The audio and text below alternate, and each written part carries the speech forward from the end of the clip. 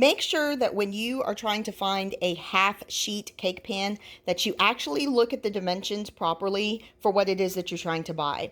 I originally had purchased an 18 by 13 cake pan. However, when I tried to go ahead and place my edger on the inside of the pan, it wouldn't fit. And that's because the 18 by 13 was the outside dimensions rather than the interior dimensions. This is a true 18 by 13 because the interior dimensions are actually 18 long and 13 wide. So my edger, when I make cakes or brownies, will truly fit inside of this aluminum Nordic Ware cake pan.